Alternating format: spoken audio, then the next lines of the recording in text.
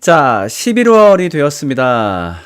네, 11월은 뭔가 좀 마음이 싱숭생숭한 시기죠. 이제 날씨가 추워지기도 시작하고 뭔가 좀 이렇게 휴일도 없고, 네, 기분 좋은 일이 있기보다는 뭔가 11월 하면 좀 침울한 그런 기억만 나는 것 같아요. 수능도 있고. 그런 와중에 사실 부교역자들에게 11월은 더 춥고 잔혹한 달일 수밖에 없죠. 왜냐면은 보통 이때 사역자들의 해임이 되기 때문입니다. 정확히는 결정되는 건 아니죠. 보통은 한 10월쯤 결정이 되고 11월쯤에는 이제 해임, 네, 사역자들이 많이 해임되기 때문이죠. 그러면서 참 되게 곤란한 상황에 빠지시는 분들이 많아요. 그러니까 사역자가 해임되게 되면은 이제 여러 가지 단점이 생기죠. 그러니까 내가 가르치는 학생들과 이별해야 되고 공동체 원들과 또 이별해야 되고, 사실 제일 중요한 거죠. 생계 때문에. 당장 생계를 어떻게 해야 되나, 이제 또 겨울이 기다리고 있는데, 당장 뭐 예를 들면 갑자기 또 이사를 나가래. 예를 들면 어떤 교회에서 사택을 얻어 쓰고 있었으면은 빨리 이제 이사를 나가야 되겠죠. 갑자기 이사도 나가야 되고, 막 아이들 전학도 해야 되고, 그 11월 달에 참 눈물을 흘리는 부교역자들, 그리고 그들의 가정들이 참 많이 있습니다. 네. 사실 뭐 지금 제 지인 중에도 한 명이 갑자기 이제 해고 통보를 받고 지금 굉장히 좀 슬퍼하고 있죠. 네. 이런 것 때문에 참 11월은 되게 춥고 잔혹한 달일 수밖에 없습니다. 아, 왜 하필 11월인지. 근데 11월이 가장 뭐랄까 해임하기에 적당한 시기인 게 뭐냐면은 보통 12월 달에 이제 내년 플랜을 짜기 시작하잖아요. 그렇기 때문에 11월 달에는 사역자가 교체가 되어야 그게 가장 좀 적합하긴 하거든요. 그래서 물론 11월 달에 안 뽑히면 12월 달까지 가기도 하지만, 그래서 보통 11월에 그 사역자가 바뀌는 게 가장 일반적이긴 합니다. 계약 관련한 것도 있는 건가요? 계약이요? 아이, 무슨 그런 꿈 같은 말씀을. 부교역자에게 계약서 따위는 없습니다.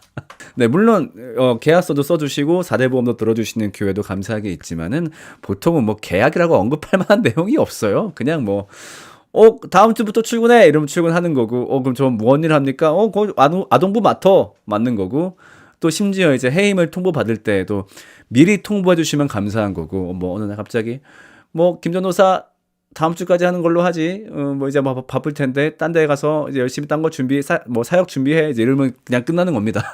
이제 이렇게 되어 있죠. 자, 그래서 이런 사태를 좀 얘기해 보려고 하는데, 물론 마냥 감성적으로만 접근할 수 있는 문제는 아닙니다. 왜냐면은 실제로, 그럼 네 말대로 그러면은 해임을 하지 말라는 거냐, 그게 슬프면. 그렇게 또 얘기할 수 없죠. 분명히 어떤 경우에는 해임이 필요한 부교역자들도 분명히 있어요. 저도 많이 봤죠. 뭐 저도 많은 교회에서 일하면서 옆에서 보면서 와, 쟤는 진짜 답이 없다, 이런, 네, 진짜 저도 생각을 할 때가 있죠. 그렇기 때문에 분명히 해임이 필요한 경우도 있고 해임을 해야 되겠지만, 문제는 그겁니다. 부교역자를 해임할 때 정말 최소한 이런 절차는 거쳐야 하지 않나, 최소한 이렇게는 해 주어야 하지 않나 하는 이야기를 좀 오늘 해 보려고 합니다. 월급으로 설명해요, 연봉으로 설명해요? 그러니까 이게, 이런 댓글 볼 때마다 뭘 느끼냐면은 진짜, 와, 이 교역자들의 세계가 일반 사회랑 너무 다르긴 하구나. 연봉이란 개념 자체가 없습니다. 왜냐면 저희가 뭐 3.3%뭐 떼고 막 그런 게 있는 것도 아니기 때문에 네, 그냥 뭐 사례비라고 해서 한 달에 뭐 예를 들면은 토요일 날 나오고 일요일 날 나오고 그다음에 새벽기도 하루 맡아주고 뭐 아동부 청소년 뭐 이렇게 2개 맡으니까 그럼 내가 한 110 줄게, 이렇게 하는 거지, 뭐 연봉 그런 개념이 없습니다.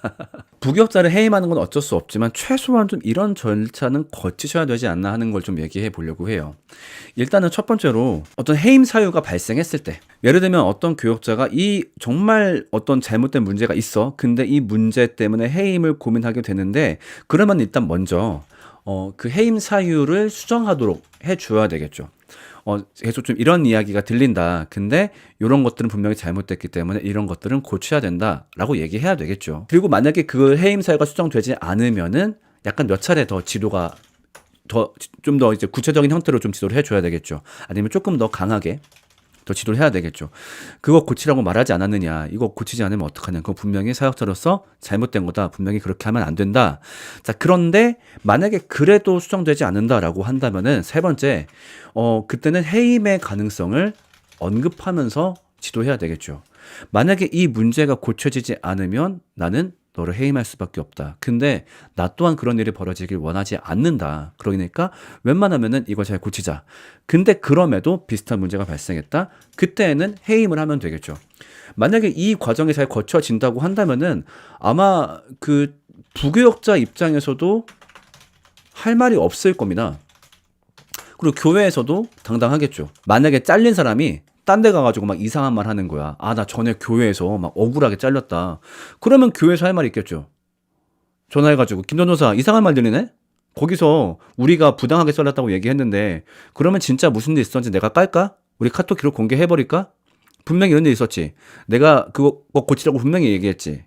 뭐 예를 들면 얘기를 해볼게요. 뭐 예를 들면은 청소년부 교역자야. 근데 해임 사유가 나왔어. 뭐냐면은 이 교역자가 자꾸 그 여자 학생하고 고등학생하고 1대1로 만나는 거야. 물론 어떤 일이 발생했는지는 몰라.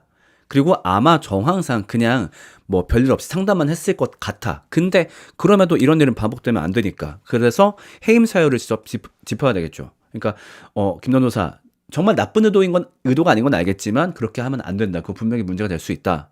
근데 반복이 돼? 그러면은 강하게 시도해야 되겠죠. 그거 하지 마라.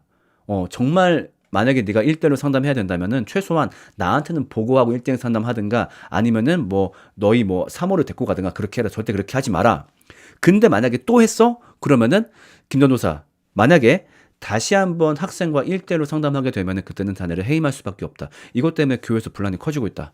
근데 걸렸어? 그러면은 해임하는 거죠. 자, 근데 얘가 만약에 어디 딴 데 가서 막 이상한 말 하는 거야. 아, 전에 교회에서 진짜 뭐 말도 안 되게 저를 질투하셔서 잘랐어요. 할 말 있겠지. 너랑 나랑 주고받은 카톡 내용 공개해볼까? 내가 분명히 여자 학생 1대1로 만나지 말라 그랬지. 너 알았다 그랬지. 그러다가 걸렸지. 그래서 해임한 거지. 이건 뭐 내가 잘못한 게 있는 거야? 그럼에도 나는 너의 명예를 지키기 위해서 사람들한테 비밀로 했어. 최소한 이 문제를 모르는 분들한테는 그냥 김 전도사가 이사를 가게 되면서 뭐 딴 데 가게 됐다 이렇게 얘기했는데, 네가 그렇게 말한다면은 나도 너의 명예를 지켜줄 수가 없다 이렇게 할 말이 있겠죠. 그래서 이런 식으로 어떤 최소한의 절차는 분명히 가지고, 물론 제일 좋은 거는 그 전에 이 2번 3번 단계에서 그 사람이 그 행동을 고치는 거겠죠. 그러면은 그 사람도 더 낫고 발전할 수 있고 교회 입장에서도 좀 더 신뢰할 수 있는 사람을 어찌 보면 만드는 거니까 굉장히 좋은데, 문제는 불편하기 싫어, 그냥 함구할 거임. 아니면 그냥 눈치 정도 주는 거죠. 요즘에 김 전도사 사역 열심히 하는 것 같아. 좋아, 보기 좋아. 근데 이 열심히 하는 거 하면서도 이게 뭔가 어떤 사람들과 여러 사람을 좀 고려하고 좀 그렇게 사역을 좀 하면 좋겠어. 뭔 말인지 어떻게 알아? 그냥 뭐 그냥 예의 바르게 인사 잘 하나 보다. 근데 계속 그 행동을 해. 당연히 모르니까. 그러면 갑자기 쿵 하는 거지. 갑자기 김 전도사, 다음 달까지 하는 걸로 합시다. 이러면은 이건 너무한 거죠. 그 사람이 성장할 수 있는 기회도 안 되고 너무나 당황스럽고, 또 그 사람은 오히려 교회를 오해하는 일도 발생할 수 있고, 실제로 자기가 잘못한 게 맞는데도 교회가 부당하게 잘랐다고 생각할 수 있는 거죠.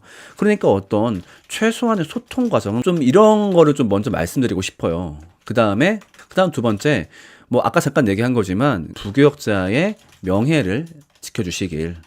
근데 사실 요 두 번째 거는 많이 잘 해주시는 것 같아요. 이 두 번째 거 같은 경우는, 그러니까 그 사람이 잘못해서 잘랐지만은 마치 그분이 이제 자진 사임한 것처럼, 보통 회사에서도 그렇게 많이 말해주잖아요. 그러니까 예를 들면 교회 때 광고 그렇게 하는 거죠. 뭐 김 전도사님이 뭐 다른 교회로 가게 되었습니다. 그래서 뭐 억지가 있을까봐 설명하는 건데, 좀 더 좋은 사역지를 찾게 되셔가지고, 사실 저희 교회에서 품기에는 너무 훌륭하신 분인지라 다른 교회 가게 되었습니다.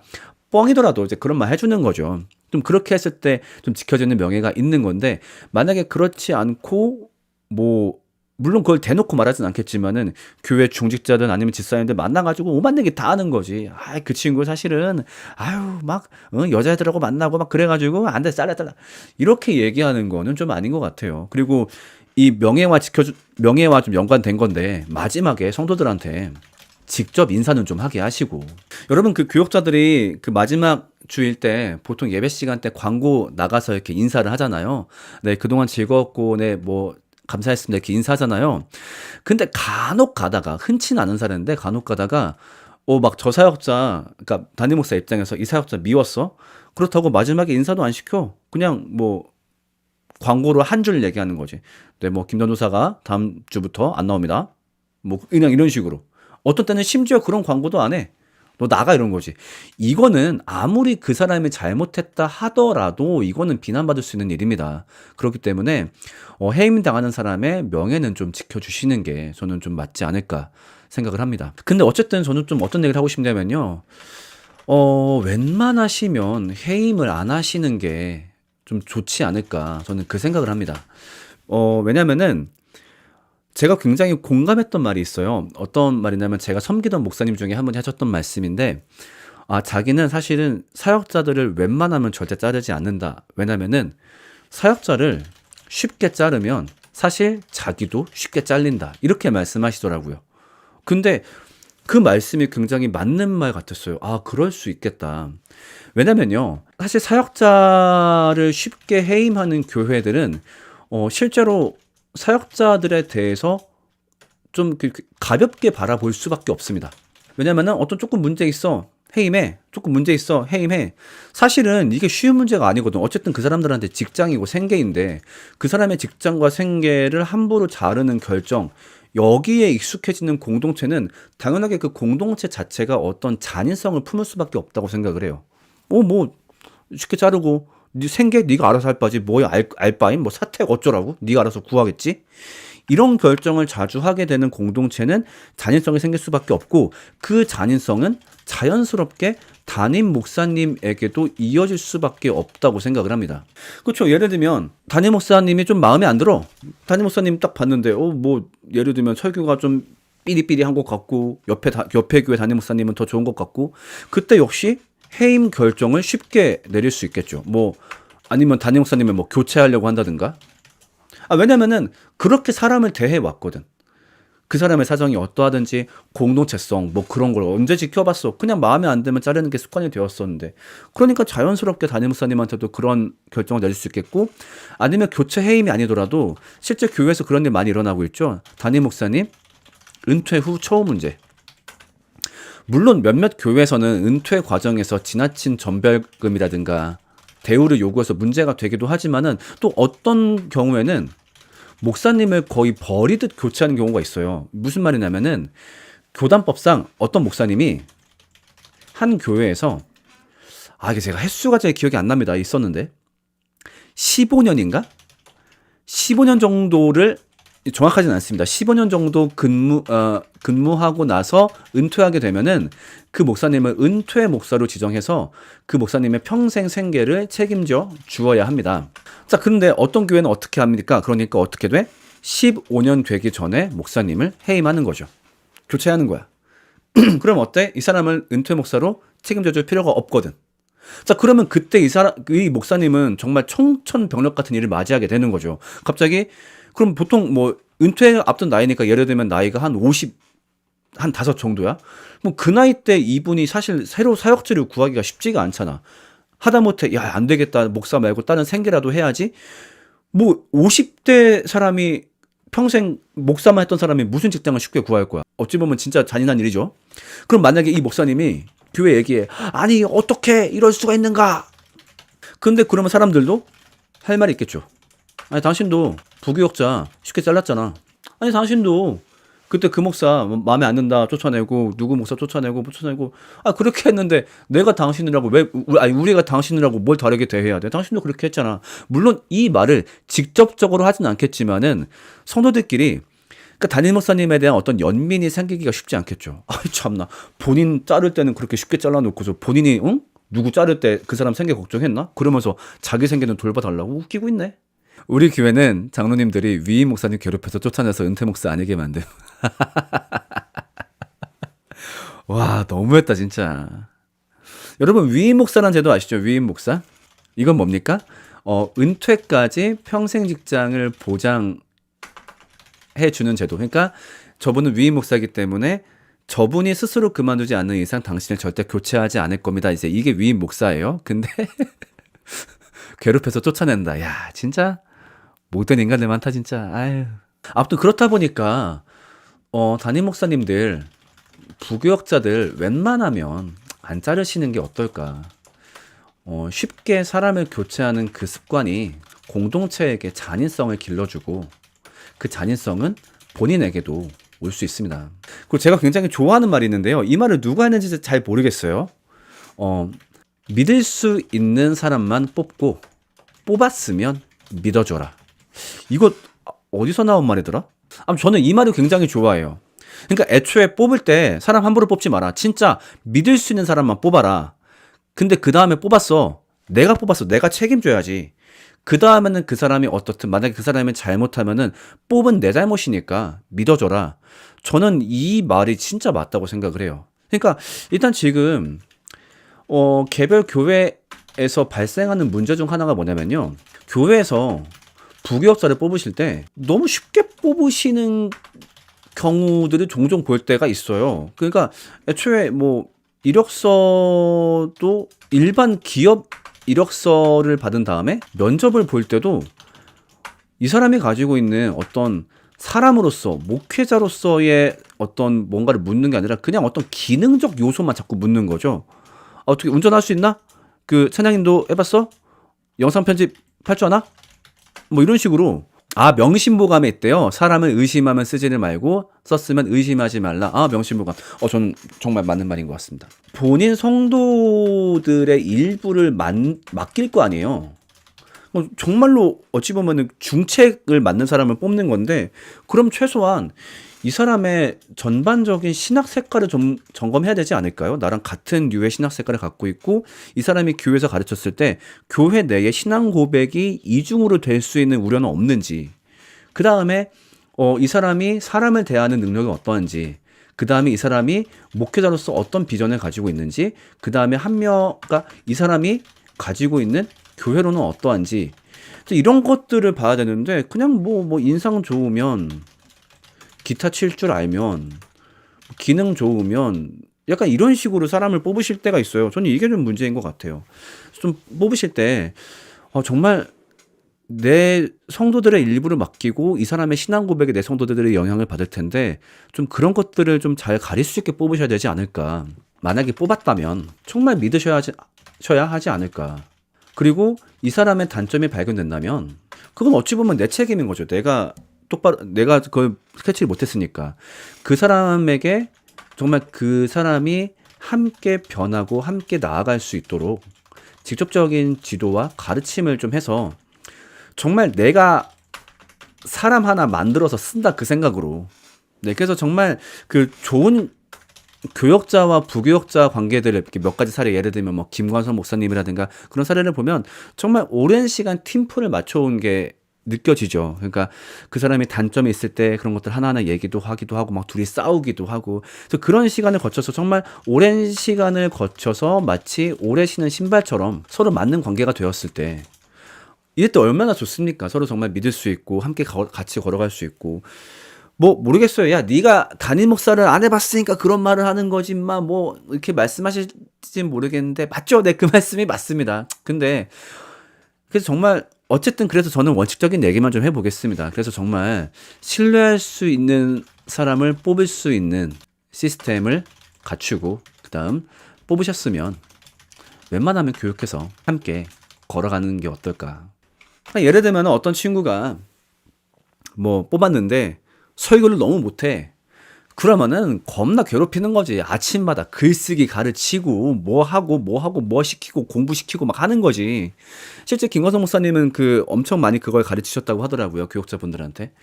그런 식으로 같이 교육하고, 아니면 예를 들면 얘가 인성에 문제가 있어. 그럼 불러내가지고 막 눈물 쏙 빠질 때까지 시키는 거지. 네가 그런 말을 하면 안 되고, 다음에 네가 상담할 때 네가 해봐. 내가 옆에서 볼 테니까 너 말투 그거 고쳐야 돼.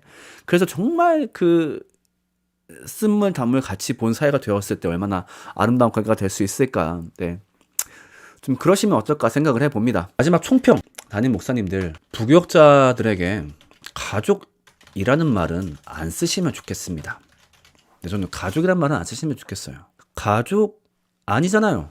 못하면 자르실 거잖아요. 진짜 가족이면은 그런 일이 안 벌어지겠죠. 우리가 가족 중에 정말 노답인 가족이 있을 때 뭐 농담으로 호적을 파버린다 그렇게 얘기하지만 그런 일은 거의 없죠. 끝까지 품고 가죠. 근데 그렇게 안 하실 거잖아요. 그리고 제가 봤을 때도 그러실 필요가 없고요. 그러면요, 가족이라는 말은 좀 안 쓰시면 좋겠어요. 우리는 가족 같은 사역을 해요. 우리는 가족 같은 관계예요. 생각보다 가족이라는 말은 큰 책임감을 요구합니다. 때문에 가족이라고 말씀하지 않으시면 좋겠고 그냥 비즈니스 관계라고 생각하시면 좋겠어요. 네, 줄 거 주고 요구할 거 요구하고. 근데 비즈니스 관계라는 게 전 나쁘지 않다고 생각을 해요. 대신에 비즈니스 관계에 정말 충실하시면 좋겠어요. 부교역자 해임할 때 어떤 절차를 얘기한 것도 그게 결국 비즈니스 관계거든요. 어쨌든 서로가 재화 내지는 능력을 주고받은 관계로서 이 관계를 정리할 때 최소한의 절차. 생각보다 비즈니스 관계가 나쁜 말이 아니에요. 그러니까 정말 받은 만큼 주고 줘야 될 만큼 주고 또 난 줬으니까 요구할 만큼 요구하고 저는 이게 좋은 것 같거든요. 보통 부교역자와 담임 목사님의 사이 문제는 가족 같지 않아서 문제가 되는 게 아닙니다. 비즈니스의 최소한을 갖추지 않아서 문제가 된다라고 보거든요. 이건 심지어 뭐 부교역자도 마찬가지입니다. 지가 받았으면 받은 만큼 책임을 져야지. 근데 그걸 안 하니까 문제가 되는 거기 때문에 그냥 서로 비즈니스 관계면 좋겠어요. 그러니까 가족이라는 이유로 자꾸 경우를 어기지 마시고 선을 넘지 말고 네, 그냥 정말 철저히 비즈니스적인 관계를 잘 하시면 어떨까? 담임 목사님이든 부교역자든. 하나 더 얘기하고 싶은 게 있는데 제발 부탁인데요. 교회 부교역자들 4대 보험 좀 들어주세요. 이거 왜 이렇게 안 들어주시는 건지 난 모르겠어요. 이게 내가 잘 몰라. 그러니까 이건 제가 잘 몰라요. 혹시 이거 이유 아시는 분들 댓글로 알려주시면 오히려 감사할 것 같아요. 교회가 4대 보험 왜 이렇게 안 들어주려고 하는 거예요? 4대 보험이 되면요, 부교역자가 누릴 수 있는 혜택이 너무 많아요. 일단은 은행 대출을 받을 수 있고요. 신용 등급이 올라가고요. 그 다음에 제일 중요한 게 그거죠. 해임되었을 때 6개월간 실업급여를 받을 수 있죠. 이걸 가능하게 해준 게 4대 보험이에요. 그리고 이 아래 것들은 사실 교회가 주는 것도 아니잖아. 4대 보험 비용이 그렇게 비싸지 않은 것로 알고 있거든요. 4대 보험도 안 들어주고서 우리는 가족 같은 관계예요. 아니면 뭐 부교역자가 서운한 말 하면은 뭐 사모님들 아이고 어떻게 응? 우리는 세상에 목사님을 가족처럼 여겼었는데 어떻게 우리한테 이럴 수가 있어요. 4대 보험 안 되면서 그런 말씀 안 하시면 좋겠어요. 그렇게 말씀하시는 분들은 제발 그 아드님들이 4대 보험 안 되는 직장 가서서 최소한 나이 40까지 고생했으면 좋겠어요. 그렇게 말씀하시면 안 되는 거죠.